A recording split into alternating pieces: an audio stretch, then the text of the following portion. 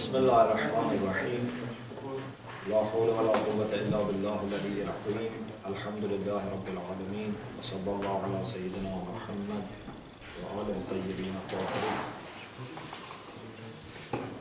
اللهم أخرجني من ظلمات الوهم وأكرمني بنور الفهم اللهم افتح علينا أبواب رحمتك وانشر علينا خزائن علومك ورحمتك يا أرحم الراحمين. We talked briefly about patience, much more to say, but I think we should stop because time is very limited. Another quality is suppression of anger. Kadhimul ghayth.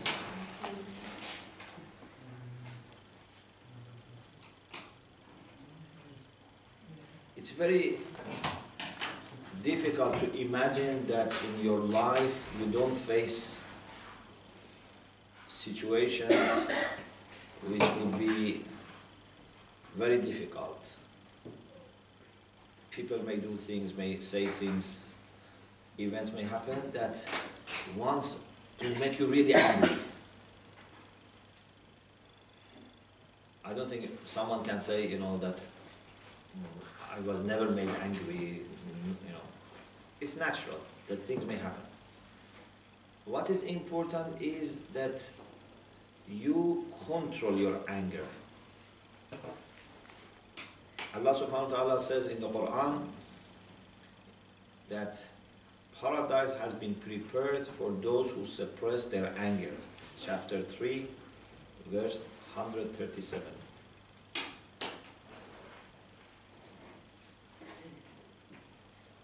If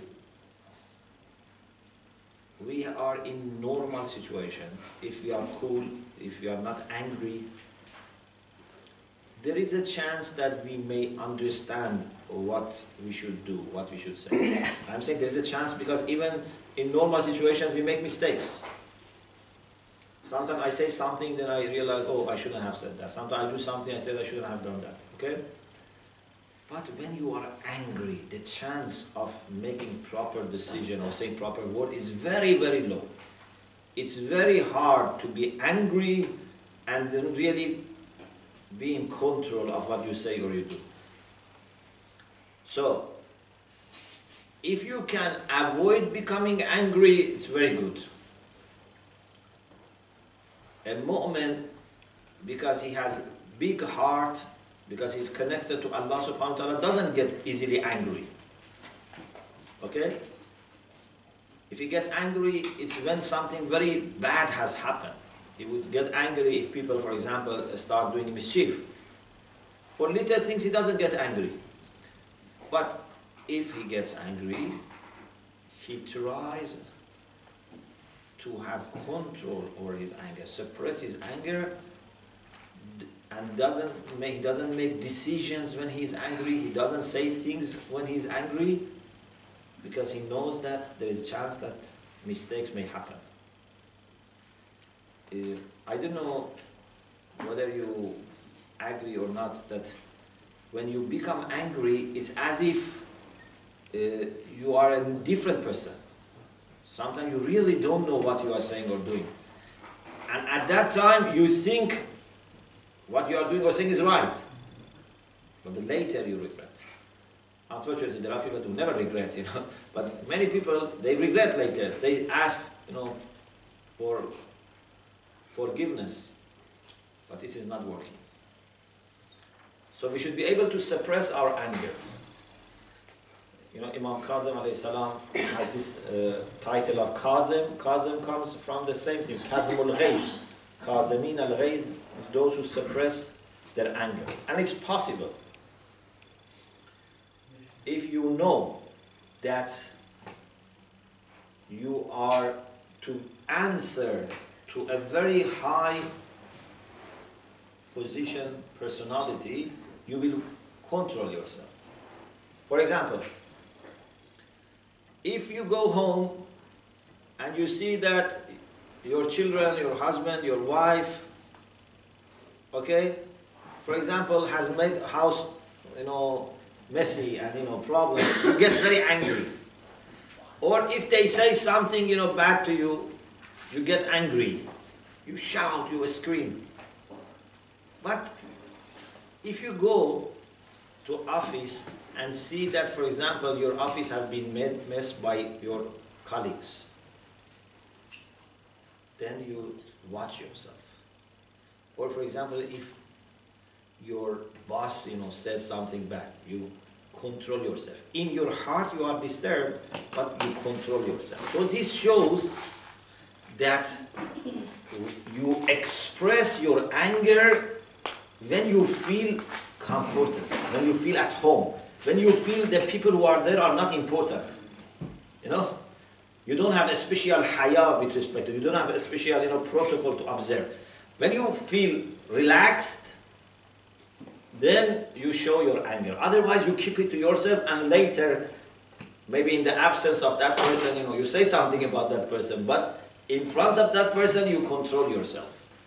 This shows that we have ability to control ourselves, but we don't use it because it's difficult. Sheikh, so what was the ayah that you quoted in the beginning? The reference, Chapter 3, verse 137.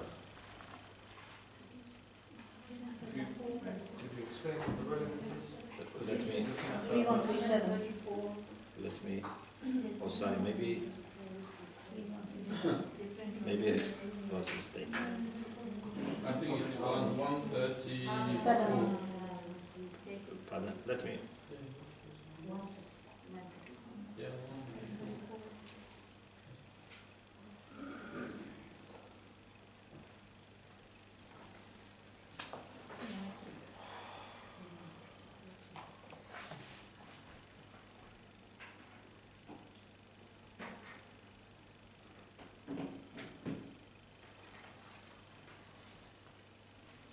yeah, it was verse 134, I said 37, yeah? Yeah. Sorry, 34.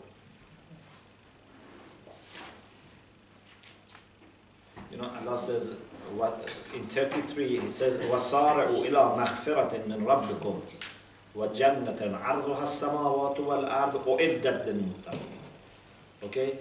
You should compete and precede each other towards forgiveness from your Lord and the paradise whose width is skies and the earth, prepared for the pious people. So paradise is prepared for the pious people. Then when He mentions who are the pious people, Allah says, الَّذِينَ يُنْفِقُونَ فِي السَّرَّاءِ وَالضَّرَّاءِ وَالْكَاظِمِينَ الْغَيْظَ. So means that heaven is prepared for them. Those who spend charity, give charity, فِي السَّرَّاءِ وَالضَّرَّاءِ, in the time of difficulties and ease. Whether they have lots of money or they have little money, they give. وَالْكَاظِمِينَ الْغَيْظَ, they suppress their anger. وَالْعَافِينَ عَنِ النَّاسِ, they forgive, they pardon. وَاللَّهُ يُحِبُّ الْمُحْسِنِينَ. So, we have ability to control ourselves, but if we take it easy, if we relax ourselves, then we don't use it. It is said that once a person was employed, and for the first day he went to the office, he had to share office with some colleagues. He said to his colleagues, we are going to work here together for some time. So I have a bad habit, and I should tell you. When I get angry, I may swear at you, I may say bad words, but please don't feel offended. This is my anger. So one of them was very clever. He said, thank you for saying this. I have also a bad habit. When someone swears at me, I throw at his face whatever is, in front of me. So that person then never got angry, never said any bad word. So, when you know that something very serious might happen, you control yourself. Yeah? In many cases like this, for example, there are people who cannot, for example, stop smoking. But the same person, if he is warned that you are going to die in a few days if you don't stop, he stops. Many of us cannot stop eating and drinking for a few hours. You know, if for example 2 becomes 3, 3 becomes 4, we think that it's end of the world. But in the months of Ramadan, for 16 hours, 18 hours, we don't eat and drink, and it's easy. So, depending on how much significance you attach to something, the amount of control that you would have would increase or decrease. So, kadhmul ghayz is very important, whether it is for something personal or something social. I would like just to mention the story about, I think it was Imam Kadhim alayhi salam, that one of the servants made something wrong, and we have actually different stories. For example, one story is that one of them didn't listen to Imam, and Imam asked him, why you didn't listen to me? And he said, Amentuka. I felt safe. I knew that you are not going to do anything bad to me. Another story is that the person, so there are different occasions. When, didn't listen or did something wrong, he recited this ayah, Al-Kadhimin al-Ghayth. Then Imam said, I suppressed my anger. Then he said, وَالْعَافِينَ عَنَ النَّاسِ. Imam said, okay, I made you free. I freed you. Then he recited, وَاللَّهُ يُحِبُّ الْمُحْسَنِينَ. Then Imam said, okay, I give you something also to use as capital. No. When you are free, now you need to have your own life. So suppression of anger is very important. Another thing which is a very important quality is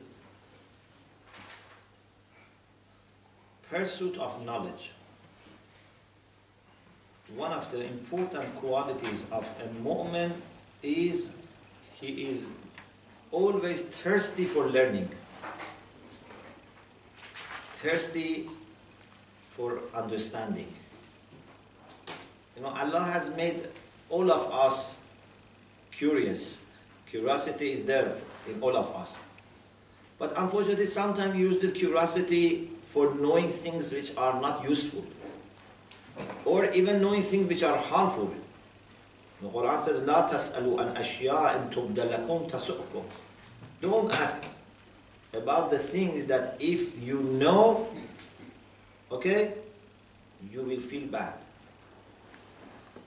For example, sometimes you feel maybe someone has said something bad about you. Okay? Don't follow it up to find out whether this was true or not, who said this, what did they say. Just ignore it, because if you know what has happened, tasukkum, it makes you unhappy, it creates problem. We should be very careful not to be curious with respect to the things which are either harmful or not useful. But anything which is useful, whether it is religious issue, whether it is scientific issue, is good to know. Islam encourages people to learn religious sciences, secular sciences, and like physics, chemistry, all these things. Knowing is good. هل يستوي الذين يعلمون والذين لا يعلمون? Even Allah doesn't give the answer because it's easy. He says, are those who know and those who don't know the same? You know the answer. هل يستوي الذين يعلمون والذين لا يعلمون? Allah says, يرفع الله الذين آمنوا منكم والذين أوتوا العلم درجات. Allah raises those who have faith among you, and then those who have knowledge, Allah raises them darajat, in ranks. So some mufassirin say it means that up to certain level you go according to iman, but then mu'mineen themselves, according to their knowledge, they have different ranks. It means that what makes a mu'min better than another mu'min is his knowledge. Okay?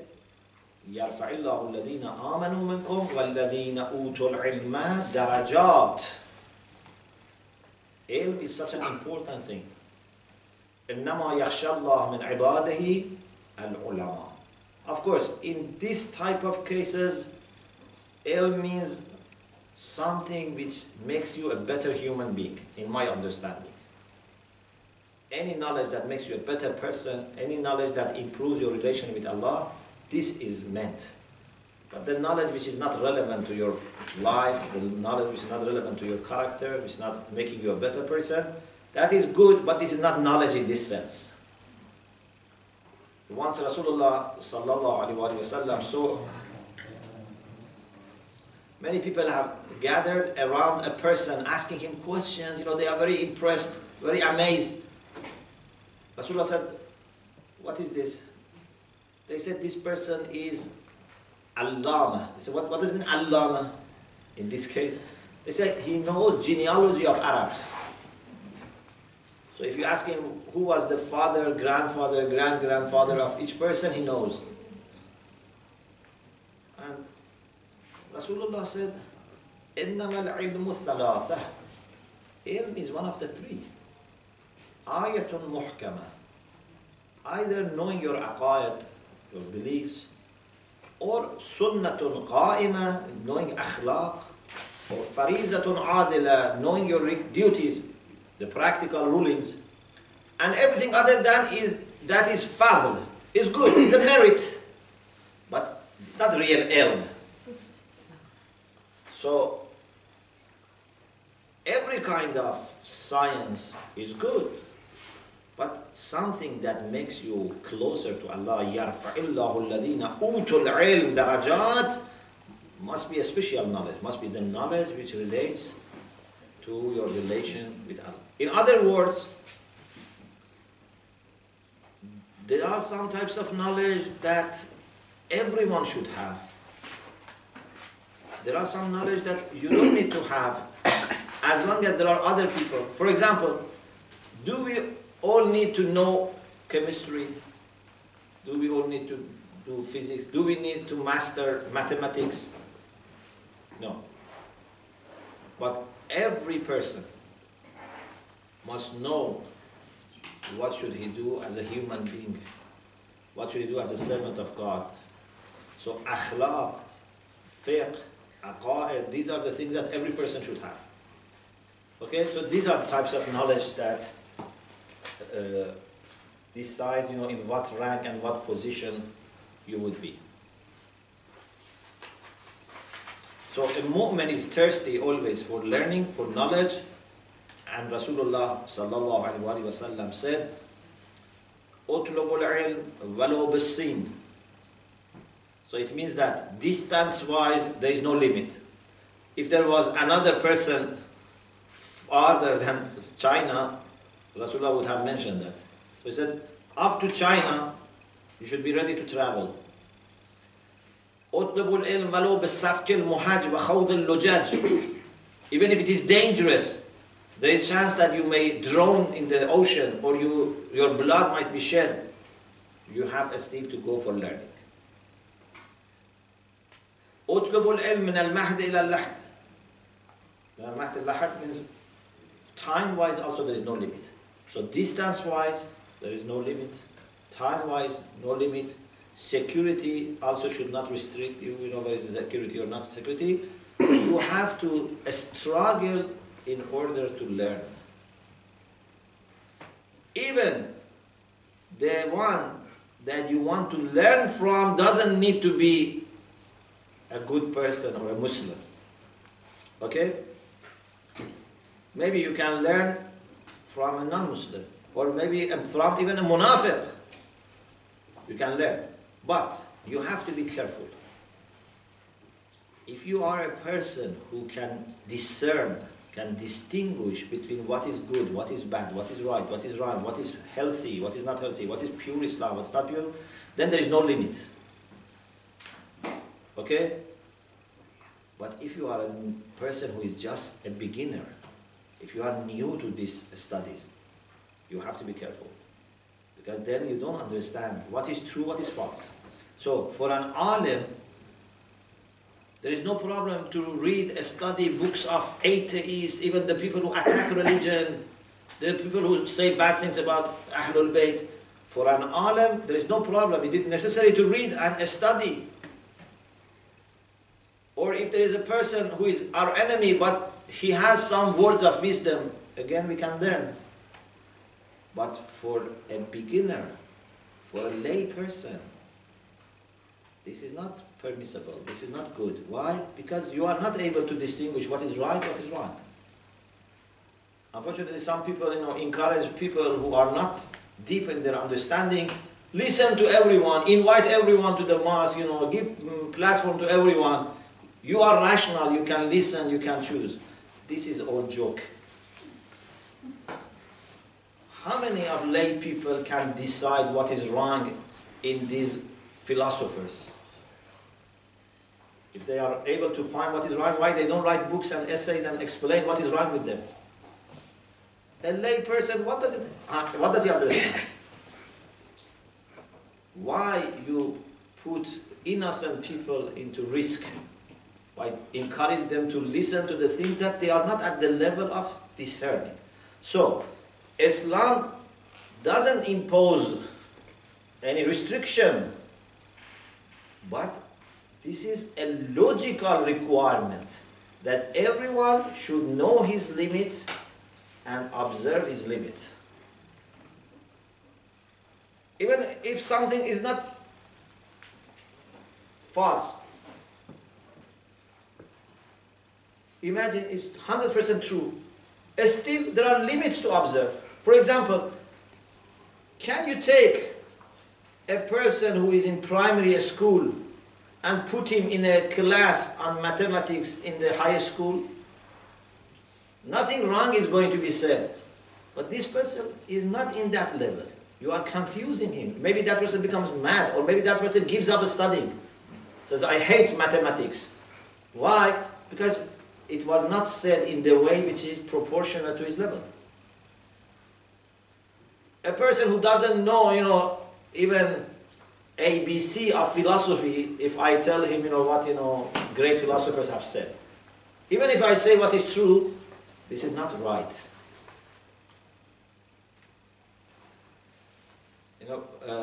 When I was in Manchester, so at the same time that I was imam in the center, Islamic center, I was doing my PhD in the Department of Philosophy and Moral Philosophy. So one day, one of brothers who was doing PhD in law, he came to university, to our department, and he see that what I am studying, and the level of, study and all this. Then he told me, why you don't say these things that you are studying here in masjid? I say, why I should say these things in masjid? To show to people that, for example, I'm doing PhD in philosophy. In masjid, I say something which is suitable for people. I don't have that kind of appetite, to tell people that I'm doing this.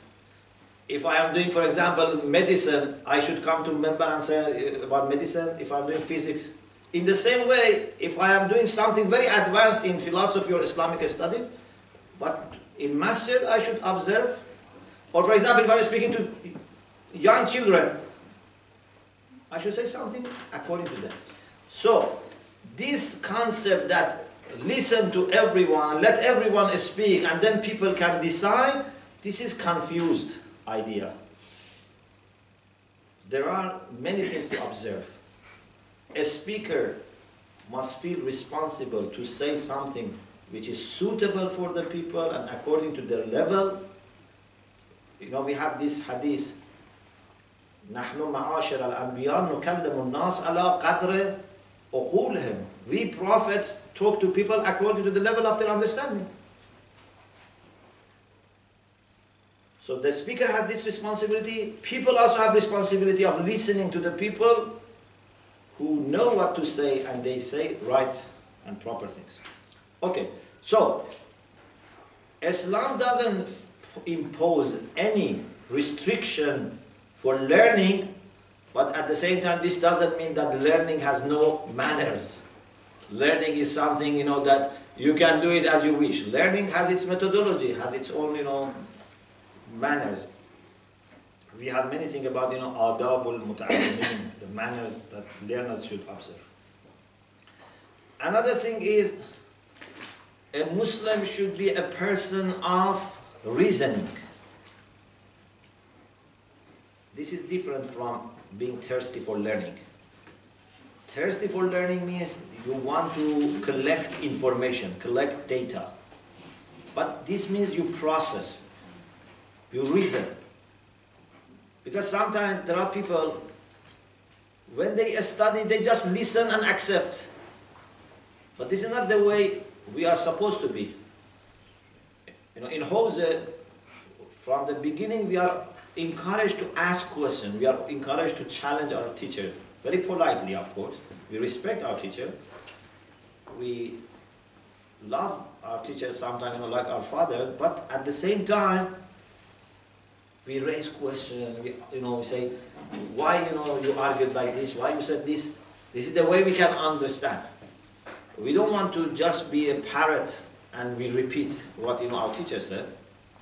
But at the same time, we know that we should ask the people who have knowledge, not the people who don't have knowledge. Again, this is something that people sometimes are confused. Allah says in the Quran, فَاسْأَلُوا أَهْلَ الذِّكْرِ إِن كُنْتُمْ لَا تَعْلَمُونَ. If you don't know, ask someone who knows. Not that if I have a question, I have a problem, then I come and say to people, I have this question. I should ask the people who are higher than me in level, not I mentioned this question in public. So, a mu'min is the one who tries to understand, tries to argue for the truth. Our ulama have said, when it comes to aqa'id, you cannot do taqleed, the basics of aqa'id. In details, you can refer to experts. But in principles, you should be certain, and also you should be able to argue for your aqa'id. In details, this is not something to expect from everyone. In fiqh, we don't expect from everyone to be able to argue. We refer to the experts. But about existence of God, about truth of religion, about truth of Quran, truth of the Prophet, we should be able to argue. We should be able to back up. I mentioned this last year in the course, in the first sessions. So, a mu'min is the one who is thinking, arguing, reasoning. Imam Kazim alayhi salam says, nothing more precious than reason has been given to people.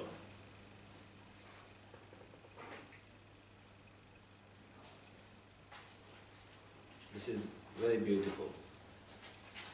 Imam Kazim alayhi salam has a hadith to Hisham ibn Hakam about aql, that also, if you are interested, I have, I think, 11 lectures on that. Imam Kazim on the intellect is online. 11 lectures, and even we couldn't cover all the hadith. It's just part of hadith, a selection of hadith about aql. That how important it is to be able to use your intellectual capacity to come to know Allah. Even Imam Kazim says, Allah has not sent His prophets and messengers except لِيَعْغِلُوا عَنِ اللَّهِ. People come to rational understanding of God. What is the sign of being a rational person? This is good for yourself, and also for, if you are a teacher, if you are a person who plans for madrasa, it's very important to train our teachers to be rational.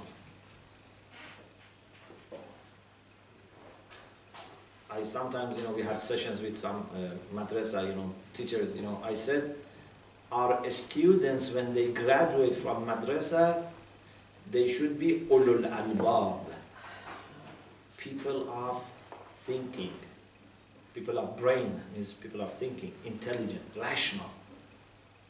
Okay, what is the sign of being rational? How can we understand whether someone is rational or not? Because aql is there, but many people don't use it.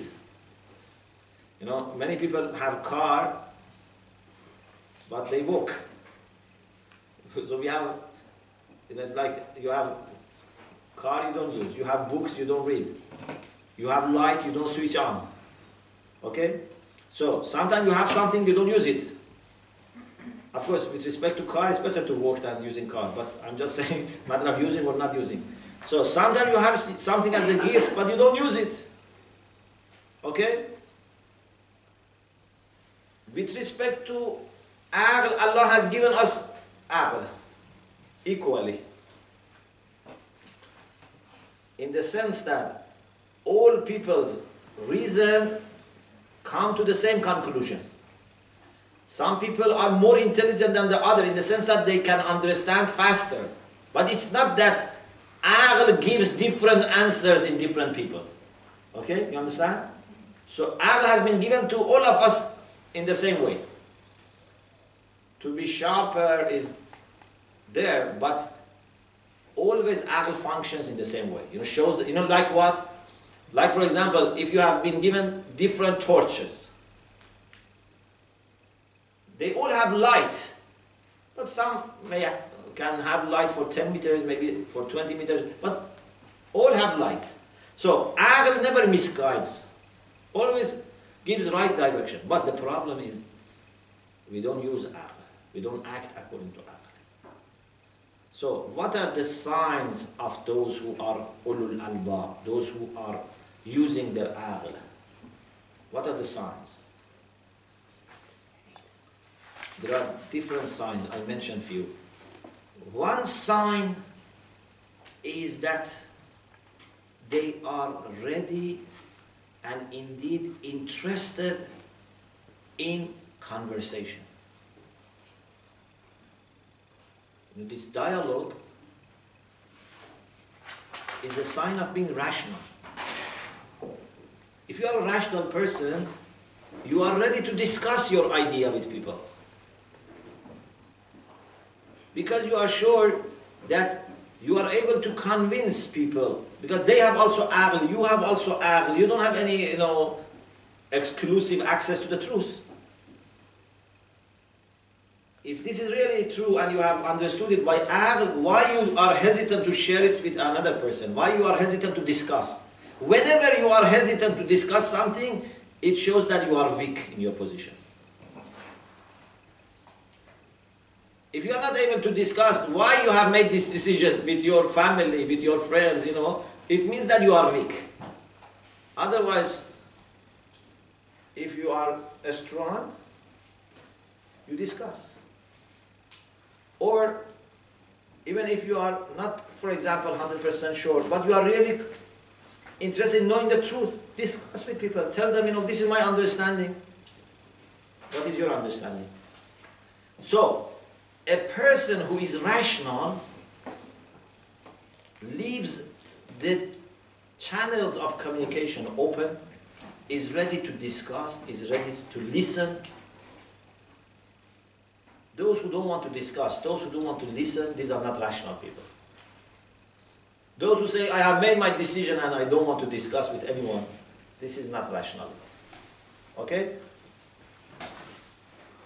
Another sign of being rational is you don't accept things without reason. If you are a person that as soon as you hear something you believe, it's not rationality.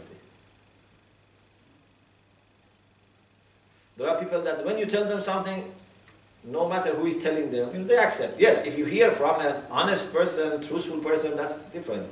But just someone says, you know, something and they accept. They read on newspaper, on a website, they read, you know, for example, on internet. You should be critical. So you should not accept things quickly.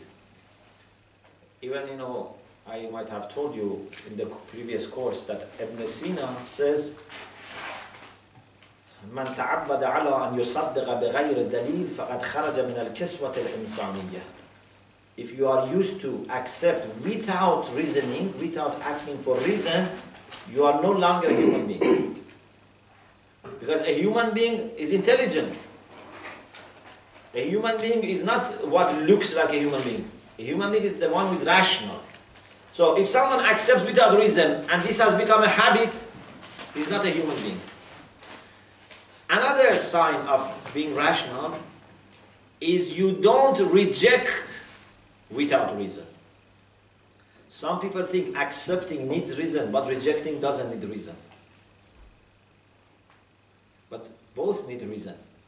When you want to reject, when you want to deny, you have to have reason. If someone comes and tells you, there are 50 people downstairs, you cannot reject because you don't have reason. Okay? If you don't have reason to accept, you should suspend the judgment till you have reason for one side. Okay?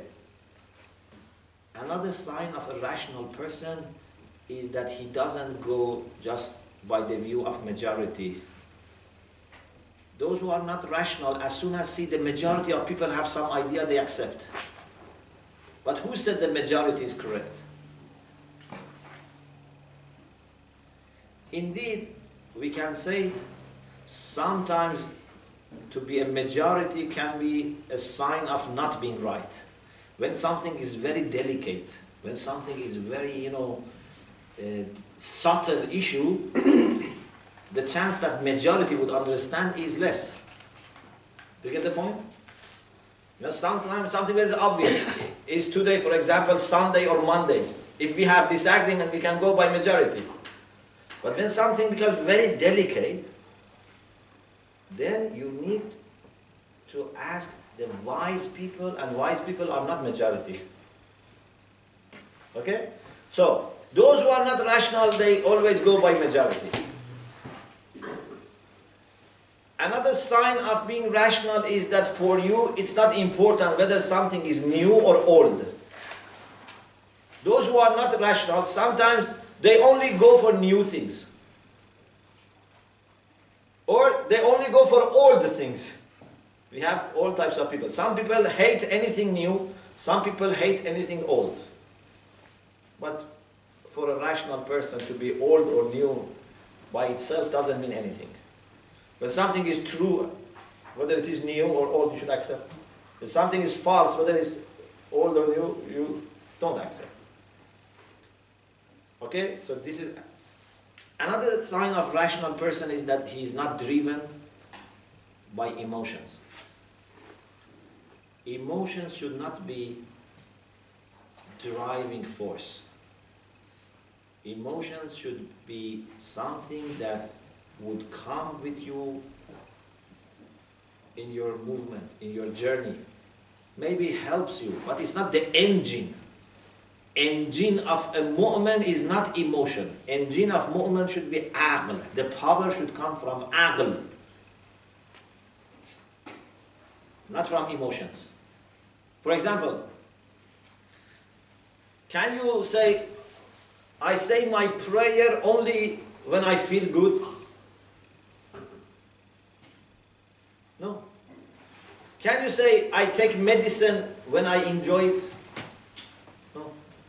Whether you like it or not, you should take medicine. Whether you feel good or not, whether you are tired or not, you should say your prayer. Okay? But unfortunately, many times in religion, we do things just because we feel good, because we enjoy. If we are, for example, asked to go and attend, for example, Salatul Jama'ah of a person from another mazhab, we don't want to go. Although we know that this is something important. Emotions don't. Or for example, sometimes you see that people of the same community, they cannot be together in one center, under one roof. Why? Because they say, for example, the way they do azadari is different from the way we do azadari. The food they serve is different from the food. Our children cannot, get along with each other. So are these reasons to dividing the community? So a rational person is not driven by emotions, by feelings. The engine is aql. The commander is aql. Everything which gives direction, which gives energy should be aql. Emotions should be at the service of aql. They should listen to aql. If you are really a rational person, as soon as you know something is good, then you start loving it. Those who are really rational, their emotions are in their control. If I know this is good, for example, if I know that I should take this drink, it's good for my health, then I should enjoy drinking it. But it's very difficult for us. If I know that going to this place is good, then I should love to go to that place. Anyway, one quality is rationality. Another quality is freedom from envy. A mu'min should not suffer from envy. We mean negative envy, not ghibta. Because we have hasad and we have ghibta. Sometimes you feel jealous in the sense that you see good quality or a good thing for someone and you don't want to see it. But sometimes it's ghibta. You feel envious because you want to have the same good quality. This is not bad. Al-mu'minu ya'bud. Mu'min can see something good in another person and wish the same good for himself. You see someone has very good children, you say, oh Allah, please give me also good children. But hasud is the one, jealous is the one who cannot see good for people. Even if it maybe doesn't want for himself. Okay? He cannot see that another person has something good. Even sometimes they harm themselves for making that person suffer. In our hadith, this is very severely treated because hasad is a sign of objecting and protesting Allah subhanahu wa ta'ala about his decision. Hasad is a sign of, kufr, disbelief. You must be really a bad person that you want people to suffer. You want people to lose. Why you are jealous? If someone is successful, you should feel happy. If someone has, good wife, good husband, good job, good children, respect, you should feel happy. Why you should feel bad? Yes, want also for yourself. That's not a problem. إن الحسد يأكل الحسنات كما تأكل النار الحطب. In the same way that fire eats, swallows wood, means burning, hasad يأكل eats hasanat. All the hasanat are eaten and burnt by hasad.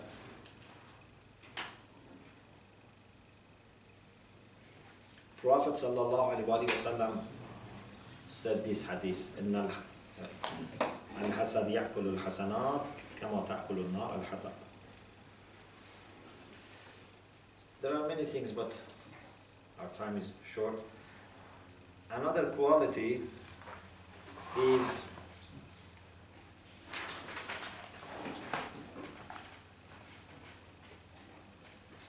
to avoid suspicion. This is the last thing that I mentioned before break. Suspicion. Allah says in the Quran, يَا أَيُّهَا الَّذِينَ آمَنُوا اجْتَنِبُوا كَثِيرًا مِنَ الظَّنِّ إِنَّ بَعْضَ الظَّنِّ إِثْمٌ. Surah Hujurat chapter 49, verse 12. all those who believe, avoid most of suspicion, for surely some of them are sin. So, because some, بعض الظن, some of them are sinful, so you should avoid most of them. Yeah, because you don't want to take a risk. Do you know why sometimes people are suspicious? Sometimes people are suspicious because the whole society is a bad society. This is not a problem. If the whole society is bad, if 90% of people are bad, then you should be careful. But in normal situations, when there are good people, and bad people are in not majority, you should not be suspicious. In other words, I say, if you are worried that people may fool you, may deceive you, therefore you don't want to trust them because you know that, for example, there are people who have been deceived.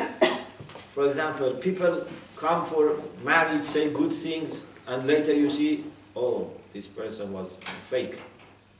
People come, they say, no, please give me money as a loan, then they never bring it back. So the next person asks for, loan, you are worried. Okay, if you are worried that you might be deceived, be careful. But it doesn't mean that you allow yourself to be suspicious. Okay? So there is a difference between being cautious and being suspicious. Do you know what is the difference? When you are cautious, you don't judge. When you are suspicious, you are already judging.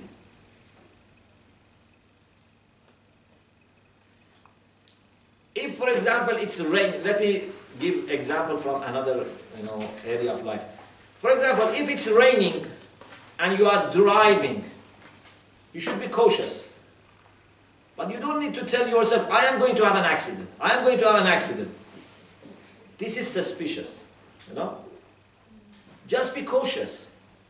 If you are going to marry, be cautious, but don't say, I know that I am going to have a problem. I know that, this is going to break. Why?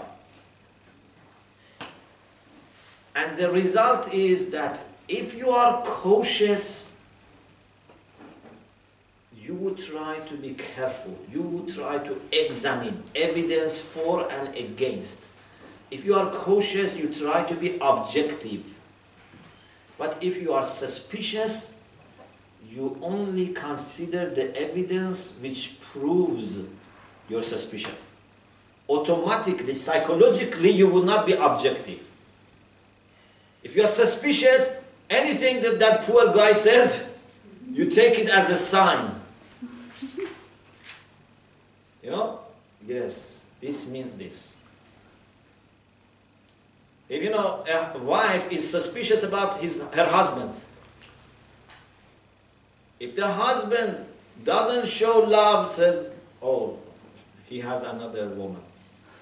If shows love, says, oh, he wants to deceive me. He has another woman, but just shows love to deceive. So no matter what that person does, she has already made the decision.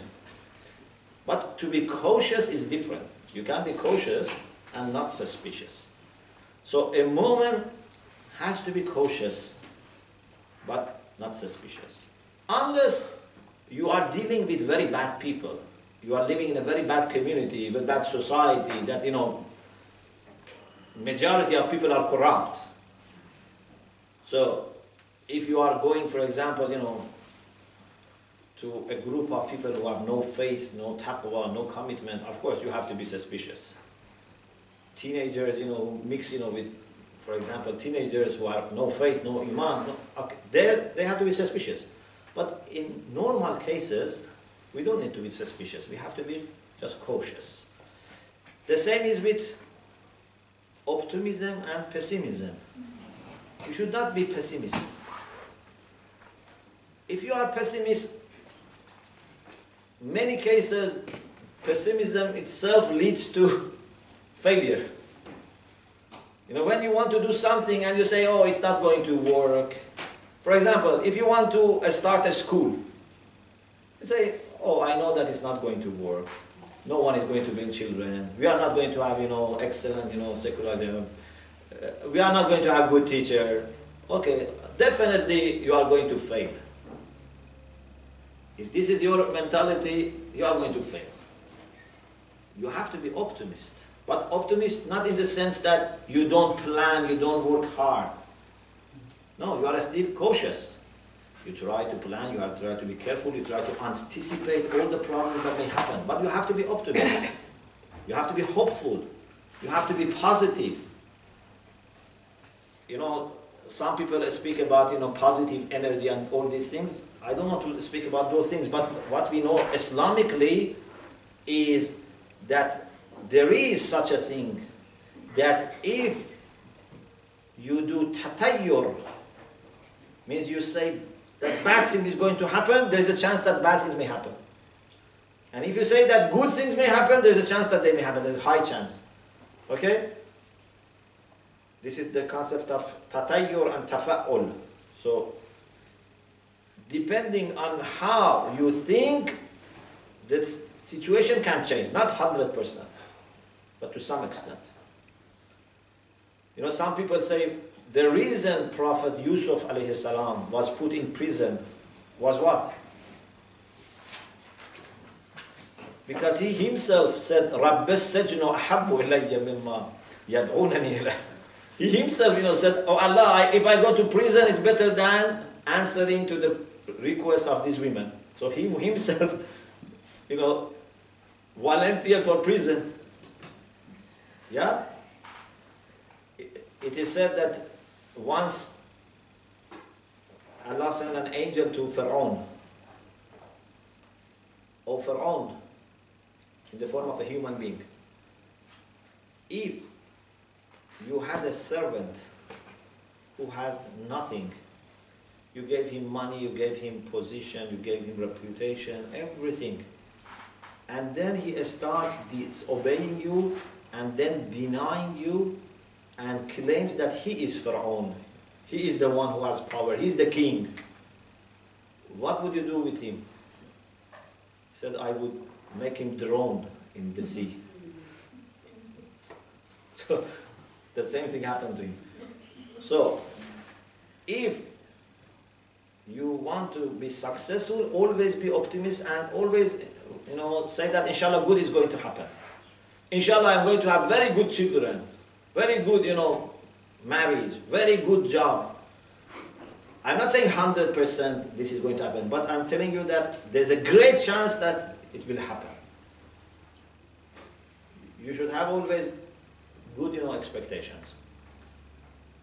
Even we have hadith that Allah subhanahu wa ta'ala considers what we think about Him in the way He treats us.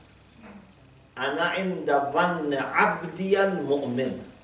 The way you think Allah is going to treat you, Allah is going to treat you. For example, if I say Allah is not going to forgive me, I know He's not going to forgive me. Okay, so He's not going to forgive you. Because al-ya'su min rawhillah is a major sin. If someone says, I have no hope that Allah is going to forgive me, so this is a sin.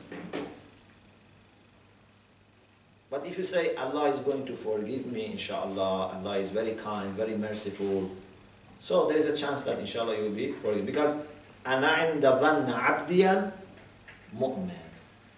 Of course, you have to be here careful. This is different from being careless. When you say Allah is going to forgive me, this should be for the person who regrets about doing bad things, but he has hope in the mercy of Allah. Not it's because he underestimates his bad actions, Sometimes people say, I have not done anything. People have done, such a big crimes, So Allah is going to forgive me. Definitely is going to forgive me. No, not in the sense of carelessness. But in the sense that you say, I have done many bad things, but I have great trust in Allah. I have great hope in Allah. Inshallah, then He's going to forgive. So, avoiding suspicion and pessimism. Inshallah, we continue after break. Alhamdulillah.